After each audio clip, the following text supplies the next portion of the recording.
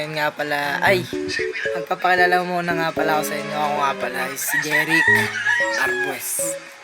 Ito ang name ko yun. Yan. At ngayon, ang vlog ko ngayon, ang video ko pala ngayon ay paggawa ng rim set ng gulong na mini motor. Ito gagamitin natin guys. Yan, at itong dalawang to. Yan. Papakita ko sa inyo guys kung paano gawin to at abangan nyo. Tapusin itong video at huwag nyo kalimutan mag-like, share, and subscribe dyan sa aking page. And yun lang. Panoorin nyo to hanggang dulo guys.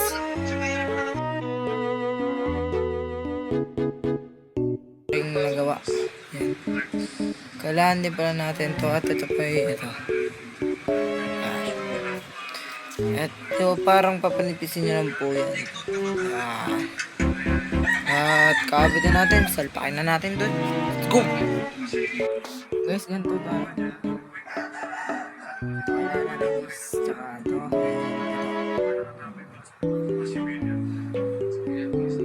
At kakabitin nyo muna po siya ng pabitin.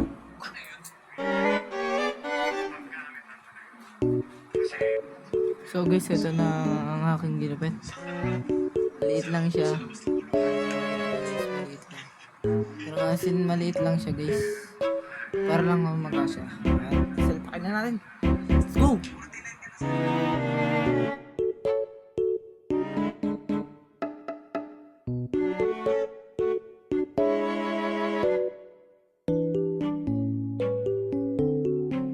Nagawa ko. Tan! Unti-unti na natin siya nabubuo guys. At panoorin nyo na ito hanggang sa matapos natin.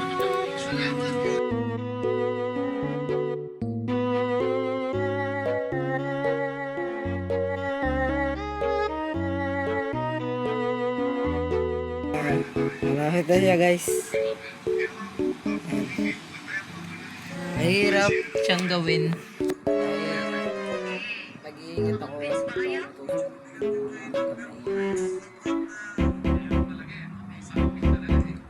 Para mapapanood nyo yan sa tutorial na sa TikTok, mag-search kayo ng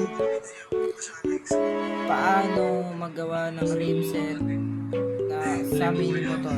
Ayan, susunod ka dito guys. Yan, yan ang search nyo guys. Tapos pag nakita nyo guys, meron na kayo nakita madali, at yun na gawin nyo guys. Ito ka guys, madali lang to guys, pero okay sa akin kahit hindi ganyan paganda. Kasi hindi ko naman kailangan guys ng sobrang ganda eh. Small lang, kahit pangit at simple lang okay lang guys.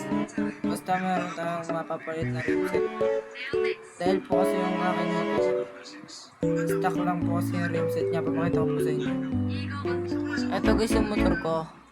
Ayan, nakikita nyo naman guys, kahoy lang yung rim set niya. Ito kabila guys. Kahoy lang yan. Kahoy. Ito ipapalit natin guys. Bakal. Ayan. Guys, tinutulungan ko sa guys. Ito ipapalit natin dito. Sasalpak natin at baka sa susunod na video ko na ito papakita sa inyo ang pagsasalpak ng bagong rim set natin. At panoorin nyo to hanggang dulo hanggang sa matapos natin itong dalawa. Let's go! So guys, ang ating nagawa ngayon, sana maganda na siya guys. Yes. Nagawa tayo sa rim set at isa na lang gagawin natin guys. At puputulin natin ito at hiram muna ako kay Papa ng gamit. Guys, ito na, hiram ko na kay Papa cutter para makat natin itong mga balik-balik. Let's go, cut na natin siya.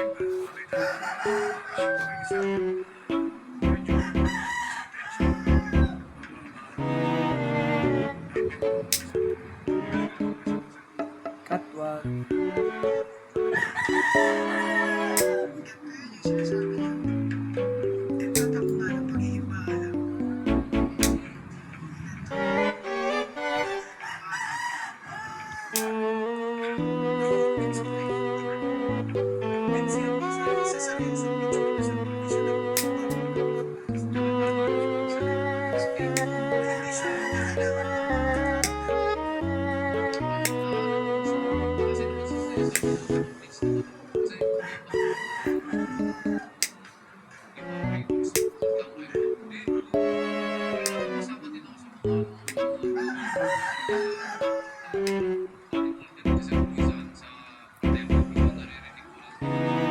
Ayun.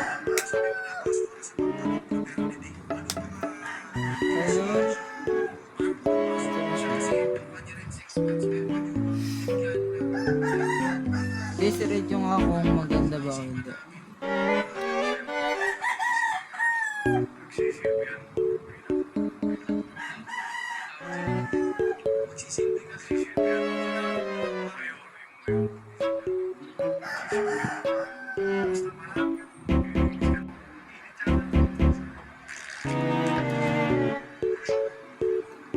So guys, ito na siya. Binababa ko lang to guys yung mga lawit-lawit. Kung nakikita nyo guys, yan yung mga lawit-lawit niya. Binababa ko lang. Binaba ko na po yung mga yan. Kaya po wala ng lawit. Baba lang po natin.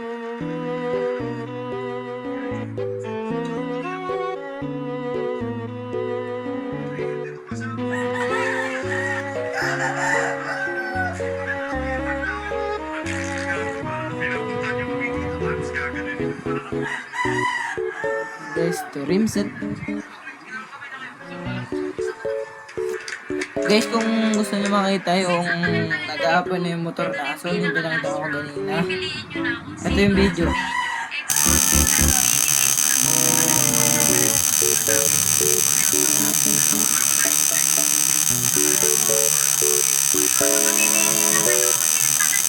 Yan. Yan ang magandang motor din guys. Kung gusto niyo ganun din yung mga motor ng mini motor, comment lang kayo kung meron kayong ganun. Para maano ko sa inyo kung ano ginagamit ko para may apoy yun. Apoy na yun, ganyan kahaba yun guys.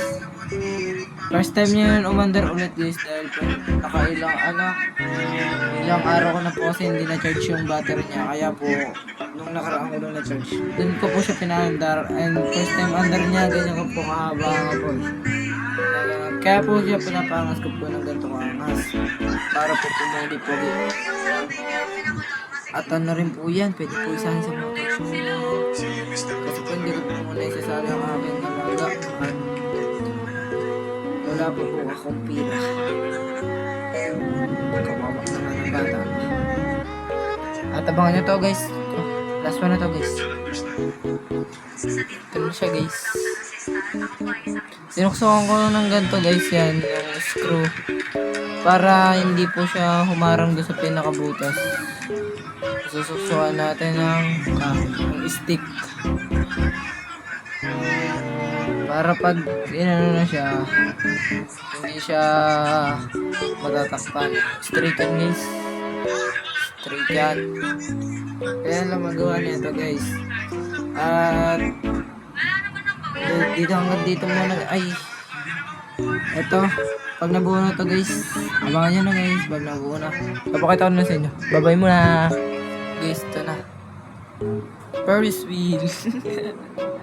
Ayan na guys, buo na. At putulin na natin ang kanyang mga lawit-lawit na naman guys.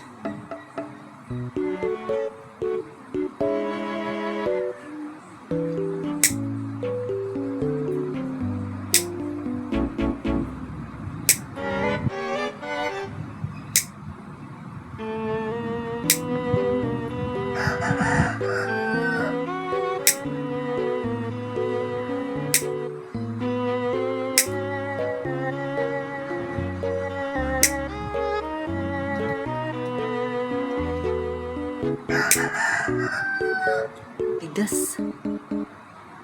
Hirap putulin eh.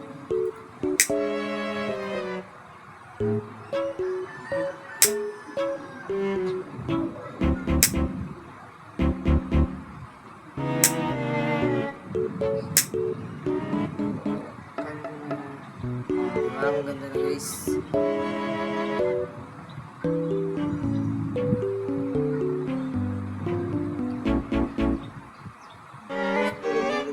Natin siya.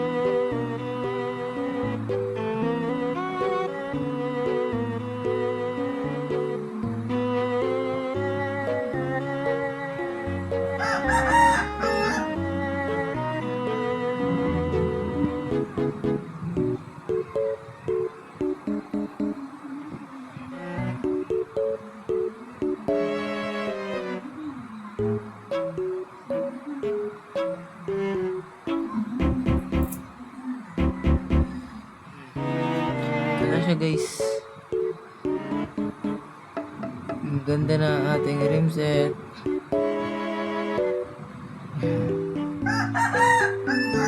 Oo na.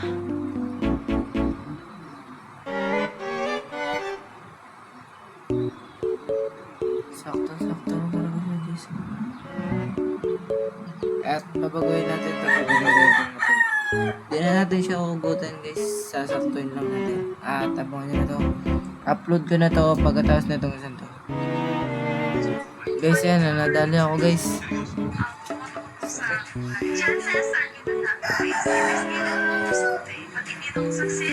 Dito ako nadali guys oh. Ito.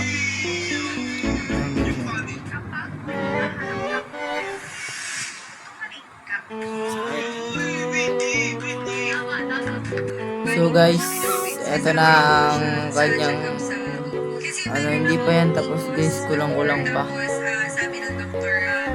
O kaya okay na yan guys. At tatanggalin lang to para gumanda. At abangan nyo, papakita ko sa inyo ang result ng dalawang to.